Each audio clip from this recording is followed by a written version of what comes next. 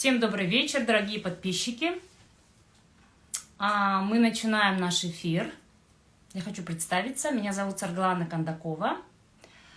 Я активистка, сооснователь фонда «Свободная Якутия». Наш сегодняшний эфир посвящен весеннему призыву на срочную службу военную.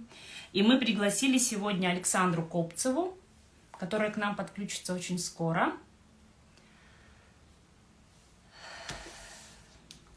Мы все знаем, что 1 апреля начался весенний призыв, который продлится до 15 июля. Александра нам пишет. Да, там нужно... все, вижу.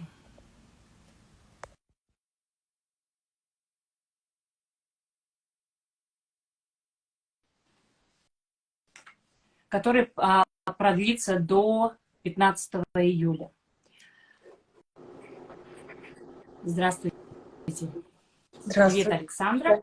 Здравствуйте, здравствуйте. Я хочу представить нашу гостью. Александра Копцева, юристка, правозащитница. Согласилась выйти с нами сегодня в эфир. Спасибо большое, Александра. И наша тема сегодня, как я уже сказала, посвящена весеннему призыву, который начался 1 апреля и продлится до 15 июля. Значит, план по призыву составляет в этом году 147 тысяч человек. Это самый крупный призыв с 2016 года. Да. Александра, представьтесь, пожалуйста. Всем привет. Меня зовут Александра Копцева. Я юрист из Якутска. На своей странице освещаю вопросы военного права, активно освещала вопросы мобилизации. И сегодня тема будет конкретно про срочников, про срочный призыв. То есть не про мобилизацию, а именно про срочную службу. До этого мы посвящали наши эфиры, насколько помню, конкретно мобилизации, мобилизованным. Сегодня для молодых парней, скажем так, и для их мам. Вот у меня такой вопрос в связи с этим. Мы все ожидали мобилизацию с января месяца этого года, и вот мы дожили до апреля, до 1 апреля начался весенний призыв. Скажите, пожалуйста, как вы думаете, связано ли, вернее, попытается ли Минобороны заменить мобилизацию на призыв? Потому что сейчас еще в данное время идет активная вербовка добровольцев, контрактников. То есть, по нашей версии, таким образом они попытаются пополнить ряды вооруженных сил РФ для участия в войне в Украине. Ну, вообще, да, юридически это возможно. Юридически возможно заменить мобилизацию призывом. Это законом допускается. Просто через 4 месяца после прохождения боевой подготовки любой срочник по закону может быть направлен в зону боевых действий. Есть такой указ президента 1998 года. И кроме того, срочников могут отправить в новые регионы Российской Федерации. То есть новыми регионами считается, скажем так, Запорожье, Херсон, ДНР, ЛНР. То есть по российскому законодательству, не по международному законодательству, а именно по нашему, это наши территории. По крайней мере, Российская Федерация считает их своими. Поэтому ничто не мешает отправить срочников туда. Ничто. Поэтому сейчас молодые ребята находятся в зоне, скажем так, риска. Да.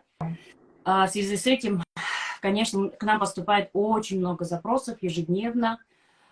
Пишут нам мамы, пишут молодые девушки или жены мужчин молодых, у которых есть уже и дети, что делать сейчас им. И вот у нас по плану, мы сегодня обсуждаем сначала расскажем общее положение. Александра, вы нам расскажете, а после этого прямо в прямом эфире мы постараемся взять ваши вопросы и провести такую онлайн-консультацию, сколько нам позволит время. Поэтому задавайте вопросы, мы их будем читать чуть позже, я их буду зачитывать для Александры. Поэтому, пожалуйста, пишите. Спасибо. Так, самое главное, с чего нужно начать, это с правил вручения повестки. Повестка должна вручаться определенным образом. Все должны понимать, как она вручается. В законе, в статье 31 Закона о воинской обязанности написано, что она вручается лично под расписку. То есть оставленная повестка у консьержа, у соседки, у мамы, не знаю, у родственников не считается. По такой повестке можно никуда не идти. Повестка по госуслугам тоже не имеет юридической силы. Вы не верьте вот этим вбросам о том, что повестка на госуслугах имеет силу. Она будет иметь силу, если такие изменения будут внесены в закон. Пока изменений в законодательстве по повесткам не было, все остается по-прежнему. Если человек каким-то образом не получил повестку лично, он не призывается. Нет повестки, нет явки. Если человек уехал за границу, нет повестки, нет обязанности явиться. Если человек живет не по прописке, скажем так, и его не могут найти, ему не предоставили повестку, все то же самое. Нет повестки, значит нет явки. Все очень просто. То есть для того, чтобы не призваться, достаточно не получить данную повестку. Не брать ее в руки, не подписывать.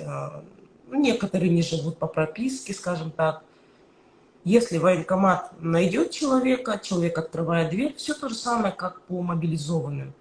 Если парень, допустим, открывает дверь, берет повестку в руки, подписывает его, вот с этого момента появляется обязанность явиться. До момента расписки такой обязанности нет. Мгм. А Мгм. скажите, пожалуйста, вот разница уклонения от мобилизации и уклонения от срочной службы. Мгм. Какая ответственность? Ну это абсолютно разные понятия, да, разные правовые порядки. Вообще, что такое уклонение от срочной службы? Уклонение имеется в виду, когда человек получил повестку, парень молодой, призывник, он получил, но по каким-то причинам решил не пойти в военкомат. И тут необходимо доказать его умысел на то, что он специально не идет в военкомат, зная, что он должен, но не идет. Так, да? Мгм. В случае, например, с мобилизацией, там полагается максимум штраф 3000 рублей. То есть за то, что человек не пошел по повестке в военкомат, у мобилизованных, в принципе, никакой ответственности, кроме административной, нет. Мы это много раз разбирали. Штраф от Да. 500 до 3000 рублей. По срочникам немножко по-другому. По срочникам есть закон об уклонении, есть статья 328 Уголовного кодекса о том, что действительно тот человек, который злонамеренно, то есть заведомо зная, что он должен, но специально не приходит в военкомат. То есть он получил повестку, не так, что он просто так не идет, а просто, Остался. да, он действительно получил повестку, действительно он попался в военкомату на глаза, но вот он решил, что никуда не пойдет. В некоторых случаях, не во всех поголовно, иногда, да, вот есть система отчетов, палочная система, в некоторых случаях возбуждаются уголовные дела, по статье 328 УК РФ уклонение от срочной службы, уклонение от службы по призыву. И, как правило, это не тяжкие статьи. То есть это статья Уголовного кодекса, она предусматривает максимальное наказание до 2 лет лишения свободы, но по практике, как правило, суды просто ограничиваются штрафами. Обычно штраф 30-40 тысяч рублей. То есть в уголовном праве тоже может быть наложен штраф. Да, это неприятно, есть уголовная судимость, просто для понимания, что вот такая вот ответственность. То есть у мобилизованных нету уголовной ответственности, в принципе нету, ее в законе нет. У срочников она все-таки есть, но она идет конкретно только за уклонение. Мгм. Понятно, теперь понятно, да. То есть если он распишется, да, в повестке Да. и не придет, поэтому мы советуем просто не трогать повестку никаким образом, ни в Да. почтовом ящике и так далее. Хорошо. Так, если давайте немножко расскажем об альтернативной гражданской службе. Что это Мгм. такое? И вообще это не очень, да, по-моему, распространенная Ага. практика в нашем регионе. Альтернативная служба предусмотрена с 2002 года. Есть целый закон об этом. По альтернативной службе есть целая статья 59 Конституции, которая предусматривает, что любой гражданин с антивоенными взглядами, или в принципе по своим каким-то личным убеждениям может заменить военную службу на гражданскую службу. на службу на предприятии с зарплатой, с трудовыми льготами, с больничными, с отпусками. То есть это полноценная, скажем так, работа, но не военная, а обычная гражданская работа на каком-то гражданском предприятии. Мгм. Она предусмотрена и для мобилизованных, и для срочников. У мобилизованных закона нет, а у срочников есть закон. Есть закон об альтернативной гражданской службе 2002 года, который подписал Путин, который в свое время был прорывом, то есть в системе прав человека, потому что действительно такого никогда не было, что действительно человек может попросить альтернативную службу. И для этого достаточно ему просто заявить о том, что его убеждениям несение военной службы противоречит. Этого достаточно. То есть альтернативную военную службу по закону могут получить либо лица, чьим убеждениям служба противоречит, например, человек пацифист, или он не пацифист, а просто вот он придерживается мнения, что срочная служба – это такой рудиментарный, устаревший способ комплектования армии. Есть такое мнение, многие такого мнения придерживаются, что на самом деле служить должны контрактники, а срочная служба – это уже такое вот устаревшее. Даже вот такого мнения, вот таких вот убеждений достаточно. Это уже считается, что убеждением человека противоречит. Даже он не может не быть пацифистом, в принципе, вот так, он вот так считает. Имеет на это право, по Конституции имеет право. Либо если его вероисповеданию противоречит служба. Ну, я знаю, вроде как у буддистов нельзя идти в армию. Потом, либо это представитель коренного малочисленного народа Севера, если он ведет вот традиционную деятельность таких вот народов, проживает в таких вот местах, ну, например, в Жиганске, на севере, в арктических улусах, тоже он имеет право по закону. То есть у него даже не может быть таких взглядов, он может не быть пацифистом, и религия ему позволяет служить, но при этом он вот относится к коренным малочисленным народам Севера. Он тоже может попросить альтернативную службу. Вот, так что такое право действительно есть. Очень важно соблюсти порядок и сроки. Если человек должен быть призван во время весеннего призыва, то ему надо подать такое заявление заранее на АГС за полгода. То есть по весеннему призыву нужно подать заявление на альтернативку до 1 октября предыдущего года. Если он призывается 1 октября, ну то есть в осенний призыв, то надо подать такое заявление до 1 апреля. Просто подает заявление, сохраняет себе копию со входящим или отправляет почтой ценным письмом с описью вложений, чтобы там было видно, что он подал заявление на альтернативную службу, что он не пропустил срок. И когда начнется призыв, его заявление будет рассматриваться по тому порядку, который указан в законе. По порядку могу рассказать, как оно рассматривается. Нужно ли это рассказать? Именно как рассматривается заявление? Если это кратко, если можно. Заявление на АГС, которое поступило от гражданина, рассматривается во время призыва. К заявлению гражданин прикладывает автобиографию, характеристику с места учебы или работы, и также по желанию он может приложить любые другие документы, если есть, если нету, то в принципе автобиографии, характеристики и заявления этого достаточно. Заявление кратко описывает, почему он просит АГС, он должен обосновать свои убеждения. Не обязательно, что у него должны быть прям доказательства на эти убеждения. На самом-то деле он может просто указать лиц, которые подтвердят его взгляды. Маму, папу, знакомых, которые скажут, да, вот он так считает. А как еще иначе доказать взгляд? Взгляды – это же то, что не то, что прям доказывается какой-то справкой, бумажкой, как некоторые думают. Понятно. Спасибо большое. Скажите, а вот теперь по поводу отсрочки. Сейчас это такой самый главный вопрос, да? Отсрочка от призыва. Кто может получить такую отсрочку и на основании чего? Да, смотрите, вот пришла повестка. Если все-таки молодой парень, ну вот, человек, который призывается на срочную службу, все-таки лично ее получил, расписался, все, ему деваться некуда. У него уже появилась обязанность явиться в военкомат. Что делать? Ему нужно внимательно посмотреть список отсрочки и освобождений. Может быть, у него действительно есть отсрочка. Отсрочка и освобождение – это разные понятия. Есть понятие освобождения от службы, а есть понятие отсрочка. Да, отсрочка, она просто отсрочивает на 1 год. По поводу отсрочки, например, ее могут получить студенты, те, кто вот учится в вузах, СУЗах. Но по студентам там есть нюанс, не все знают. Там отсрочка действует только 1 раз.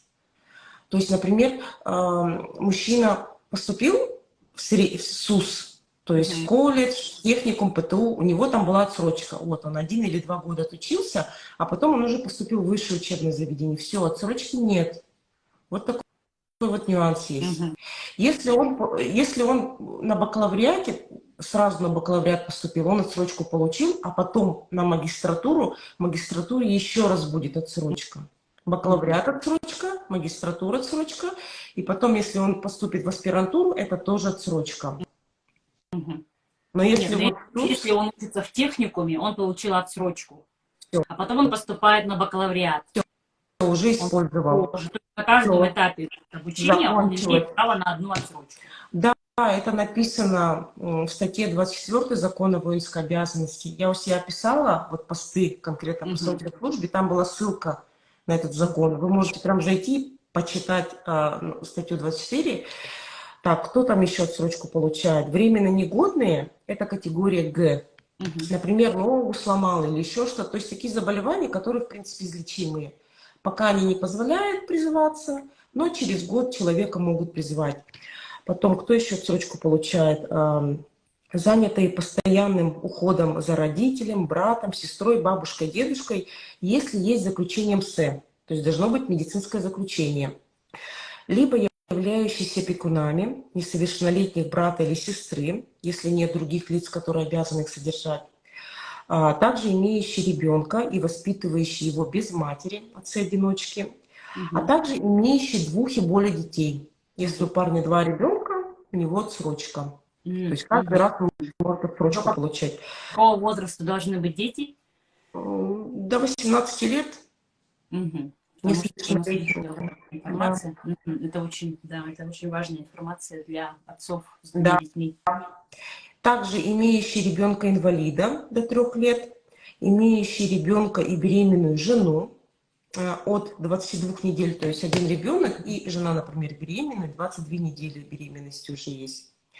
Также поступившие на службу какие-либо правоохранительные органы, ОВД, противопожарную службу, ФСИН, таможню, но имеется в виду поступившие в эти учреждения непосредственно по окончании вузов данных учреждений. То есть если человек закончил профильный вуз и поступил потом вот на такую вот службу. Также поступившие на службу в Росгвардию непосредственно также по окончании профильного вуза. Ну и, конечно же, депутаты Госдумы, депутаты Заксобрания регионов, муниципальные депутаты освободили себя от службы по призыву. Еще зарегистрированные кандидаты на выборные должности. Студенты, очники СУЗов и вузов. Я это уже объяснила, у них 1 раз. Понятно. Здесь все понятно по отсрочкам. Ну, состояние здоровья. Вот сейчас могут, например, молодые парни пойти к врачу и обнаружить какое-то заболевание, на основании которого он будет требовать отсрочку или освобождение. Ну, вообще, да, в теории это можно. Да, есть такое понятие, как независимая военная врачебная экспертиза. Вообще военная врачебная комиссия проводится непосредственно при призыве. При призывных комиссиях есть такие вот военные врачебные комиссии, но они грешат тем, что они завышают категорию. Например, у человека на самом деле категория В, непризывная, ограниченно годный. Это освобождение от службы в принципе. Это не призывная категория. Они могут поставить Б, завысить, некоторые заболевания не увидеть. Ну, мы же понимаем, как это все делается. Да, в таких случаях, в принципе, я думаю, даже до призыва гражданин, если у него есть деньги, если есть желание, может обратиться в независимую комиссию. Но в Якутске их нет, они есть в других городах. Мгм. А, По-моему, в Москве точно есть, в Санкт-Петербурге есть, в Хабаровске, насколько знаю, есть. То есть нужно найти контакты таких вот Мгм. независимых экспертиз, договориться. Это платная услуга, достаточно дорогостоящая. Коллеги говорили мне, что, ну, вот, от коллег узнала, что около 80 тысяч рублей стоит такая экспертиза. Да. Но зато она потом, если что, может использоваться в суде для оспаривания призыва. Ее можно приложить к иску. В суде можно Мгм. использовать. Она имеет юридическую силу наравне с тем заключением, которое дают военные врачи. Мгм. Мгм. Понятно. Спасибо. Ну вот человек, значит, он годен, оказалось, что он годен, призывного возраста, детей нет, не учится, живет по прописке. То есть все сошло, все совпало. Угу. Значит, повестку ему вручили, расписался, явился он в военкомат. Что делать в этом случае? Угу. Так, да, срочек нет, ничего нет, оснований освобождения нет. В таком случае есть вариант перевода на альтернативную службу. Есть такая проблема, что очень многие не соблюдают сроки. Я Мгм. уже говорила, что на альтернативку нужно заранее, за полгода подать заявление. Но люди этого не делают, скажем так. Тем не менее, он может все равно подать заявление на альтернативную службу и в заявлении также попросить восстановить пропущенный срок по уважительной причине. Например, он болел, или он сидел по уходу, или, например, какие-то иные причины. Допустим, он может сослаться на просто незнание своего права, незнание законодательства, отсутствие у него юридического образования, о том, что он не знал, что надо заранее отправить такое заявление. Все, он подает такое заявление на ГС, автобиографию, характеристику, ссылается на показания родственников. Ну, конечно же, военкомат ему откажет, они скажут, что вот, вы пропустили срок, к сожалению, ваши причины, скорее всего, неуважительные, и не надо соглашаться с этим отказом. Нужно обжаловать призыв. Есть такой лайфхак, что если солдат-срочник подает исковое заявление в суд о признании незаконным решения о его призыве, то его призыв приостанавливается до вступления в силу решения суда. Это легальный, абсолютно законный способ, которыми многими используется для того, чтобы остановить свой призыв, даже если нет основания отсрочки, даже если нет основания освобождений и категория годности вроде бы призывная. Мгм. Достаточно подачи искового заявления в суд. У коллег моих были такие прецеденты, у меня тоже, я тоже занималась до Нового года таким делом. Студент-срочник, он уже, ну, студент говорю, парень-срочник, он уже находился в военкомате, в маяке, все, у него уже комиссия пошла, его призвали, решение вышло о призыве, он должен был уже вот-вот улететь. Мы подали быстренько иск. Самое главное, мы взяли штампик от суда. То есть, когда мы подаем в суд исковое заявление, в приемной ставит на нашем экземпляре штампик о том, что иск принят. И вот этот вот иск вместе с уведомлением о том, что мы обжалуем, мы отдали в военкомат и потребовали отпустить парня. Ну, а что делать? Они обязаны по закону выпустить его, потому что призыв приостанавливается. Без решения суда достаточно подачи иска. Угу. Мгм. То есть он может обжаловать свой призыв на том основании, что ему отказали в АГС. Ну, действительно, человек имеет право на АГС, он хочет заменить ее, и у него такое конституционное право есть, но ему отказывают просто по формальному признакам, потому что он пропустил срок. Ну, конечно, он может это обжаловать по данному основанию, требовать, чтобы ему предоставили АГС. И, кстати, пока идет суд, там уже начинается, скорее всего, следующая волна призыва. И так можно делать, скажем Вот так, как раз. несколько раз. Мгм. Как раз вот мы заявляли, да, в нашей теме карусель обжалований, как можно бесконечно обжаловать призыв от волны к волне. Да? Все Да, эти судебные юридически выходит, что это такая лазейка в законе. В законе просто вот так и написано черным по белому, призыв приостанавливается, если человек обжалует. Но призыв же действует только определенное время, и суд как раз-таки тоже длится очень долго. Пока человек судится по весеннему призыву, начинается осенний призыв. Там его заново должны призывать, заново повестку отправлять. Он получает новое решение, заново его обжаловать. И так, правда, можно делать несколько раз.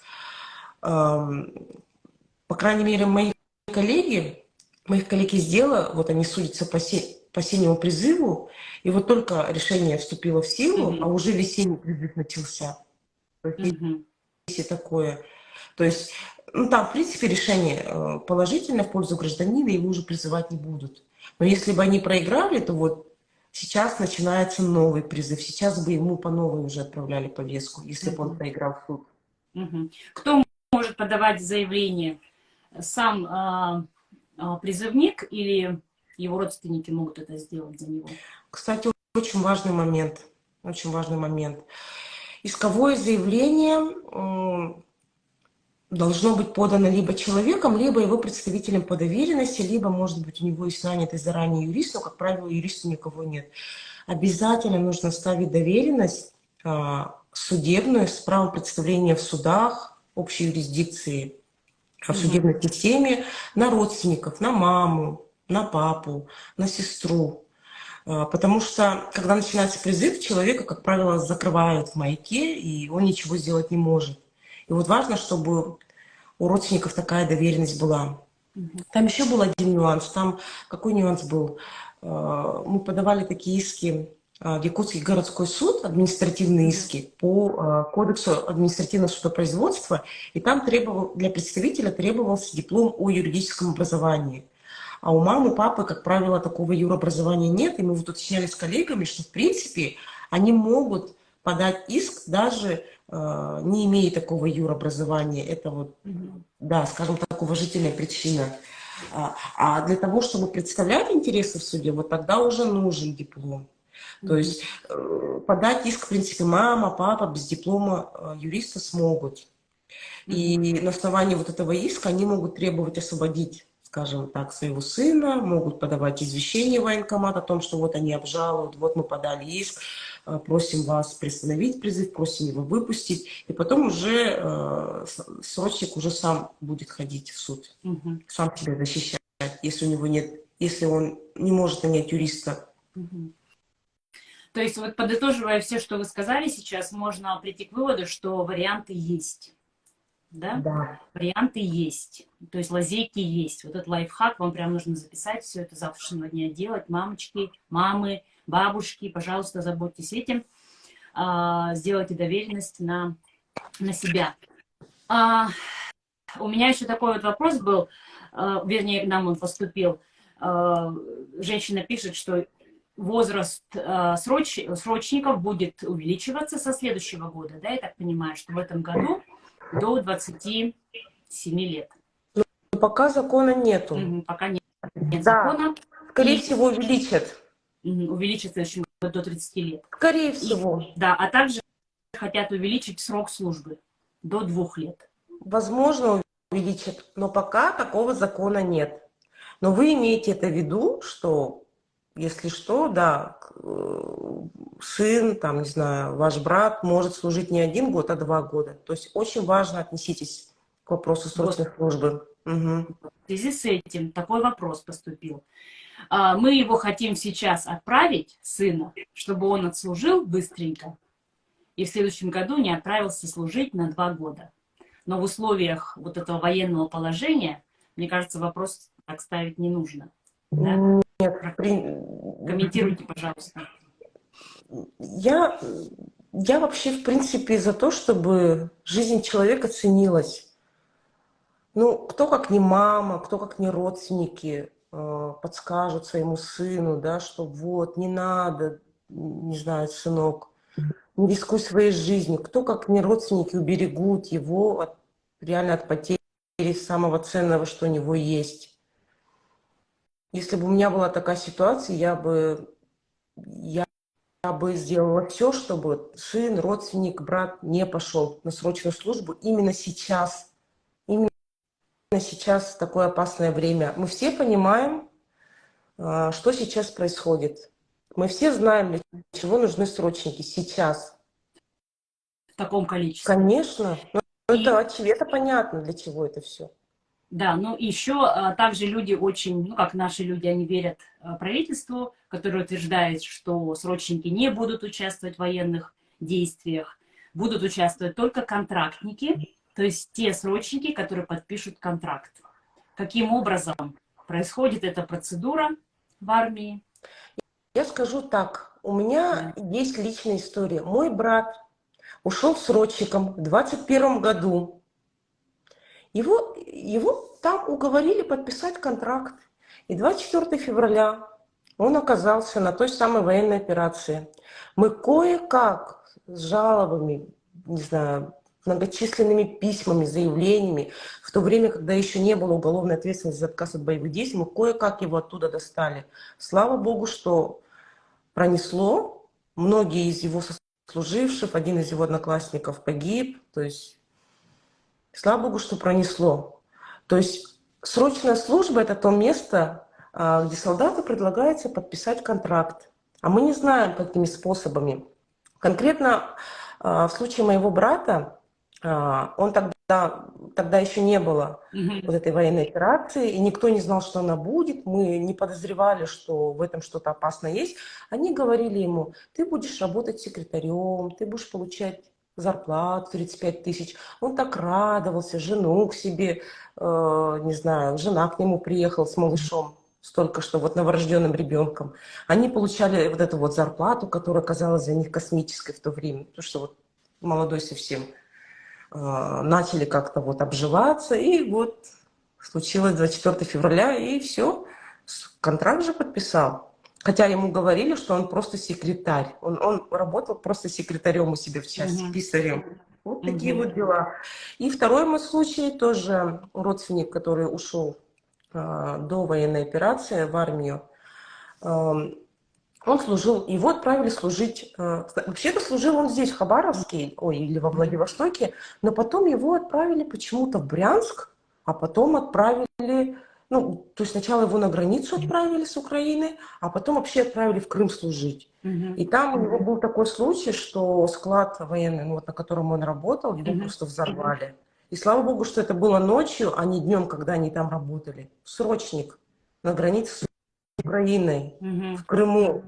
В Мгм. Крыму срочники служат, в новых территориях. Поэтому, пожалуйста, не ведитесь, не верьте нашему правительству, не верьте этим их заявлениям, которые сейчас делаются, что не будут они принуждаться подписывать контракт или отправляться в Украину и так далее. Все это будет, потому что не хватает людей, вооруженные силы должны постоянно пополняться для того, чтобы держать, да, вернее, воевать, вести войну. Поэтому, пожалуйста, не думайте о том, что пронесет, он не подпишет, он не такой, его не заставят. В армии могут все сделать. И заставить. Сейчас, тем более в это время, никаких уговоров, скорее всего, Да. не будет. По закону срочник может сразу после нескольких месяцев подписать контракт. Ну, как это Мгм. произошло с моим братом. То есть в год срочной службы, без подготовки, без ничего, просто подписывает контракт и все. И еще раз обращаю внимание, вот мой знакомый родственник работал на военных складах, на военных объектах на границе с Украиной, в Крыму и вот на границе. Это военные объекты, которые являются целью ракет и Поэтому, так далее. да, конечно, думать о том, что вот сейчас он поедет и через год вернется. И, ну, сейчас идет война. Что будет в следующем году, мы не знаем. Нужно оттянуть время и максимально сейчас понимать, что в зоне риска находятся парни сейчас. Именно те, кто Да. отправят в армию. А, и у меня еще один такой вопрос. Уважаемые подписчики, пожалуйста, шлите нам свои вопросы, я их буду сейчас зачитывать. Но у меня такой вопрос. Мобилизация осенняя, которая в прошлом году у нас была в таком ужасном, да, виде, состоялась в России. Ее нет сейчас как таковой, но мобилизация не прекращалась, так как указа президента не было о Да. завершении мобилизации. Поэтому она, по сути, и продолжается. В том виде, в каком она была осенью, будет ли это повторение? Вот, допустим, после призыва. Ожидать М, ли? Ну, опять же, это как гадание, будет, не будет. Вообще все говорит о том, что мобилизация должна быть, потому что действительно война затянулась, и она не заканчивается. Мы все понимаем, что она идет, идет, и конца и края ей нет. Да, есть такое. То есть в любом случае на это нужна будет живая сила. Как бы это цинично не звучало, но вот люди это называется живая сила. Так и говорят по телевизору. Да, нужны будут люди. Если не будет хватать срочников, ну что делать? Пока пытаются... Ну, мы помним, какая паника была осенью. Видимо, поэтому пока решили повременить. Пока что, да, потому что, да, была реально страшная паника, протесты, я помню, по всей стране. У нас были протесты в Якутске, то есть люди против мобилизации. Поэтому сейчас стараются призывать добровольцев и замаскировать мобилизацию под видом призыва. То есть она идет скрытая. Но, в принципе, ничто не мешает провести полноценную вторую волну, если Минобороны этого захочет, потому что в указе там так и написано, что Минобороны может решить в любое время ее провести, в любом количестве.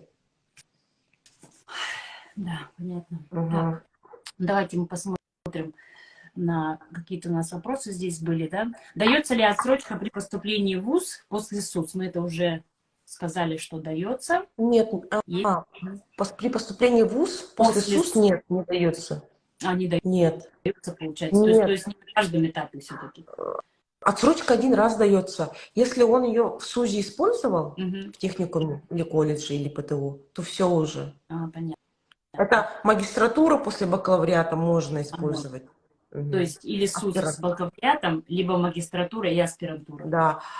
А если он в СУЗе учился, ну вот в колледже, все, он уже использовал отсрочку. Понятно. Отсрочка один раз дается. Ясно. Хорошо, что мы это уточнили. Такой был вопрос. Если ли повестка пришла на работу молодому человеку?